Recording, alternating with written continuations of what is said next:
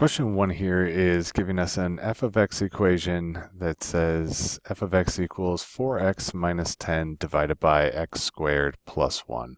What we're looking at in this problem here is what's known as a quotient rule setup. So we want to use the quotient rule whenever we have something being divided by something, so two chunks being divided. And my saying for the quotient rule goes low d high minus high d low, and then all of that would be divided by the low piece squared. So I label one piece the high piece, the other piece the low piece, and anytime we're talking about a d high or d low, that's the derivative of just that piece.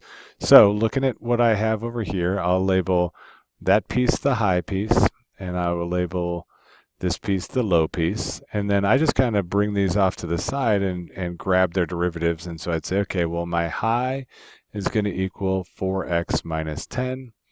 My low here is going to equal x squared plus 1, and now I just find the derivatives of those chunks individually. So my d high, the derivative of the high, the derivative of a number times x is always going to leave that number, and the x will drop off, and then the negative 10, a constant, will also drop off. Anytime that we have derivative of a constant, it goes to 0.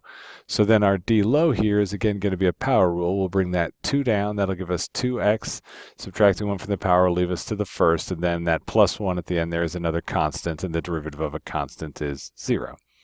So I have all four of the chunks that I need, and I just have to put them back together to get my final answer. So our derivative here, f prime of x, the first part of the rule says go grab the low piece. So we go over here and we grab the low piece just straight up. So x squared plus 1. The next part of the rule says go grab the d high. So I go grab the d high piece, which is just 4, and then I'm going to subtract off of that the high piece, which would be the 4x minus 10. And then the last piece wants us to do the d low. So that's our last portion of that. So d low would have been 2x. And all of that is over the low piece squared. So again, we just grab that low piece, x squared plus 1, wrap it in a set of parentheses, and square it. So I can real quickly kind of tell b is not what I'm looking for. I need an x squared plus 1 times 4 up in the front. C and D both have that, and A does not. And then I need a minus sign in the middle here, and you'll notice that C has a plus sign, whereas D has a minus. And so in this situation, we wanted to keep the minus, so we'd be looking at answer D for our final answer.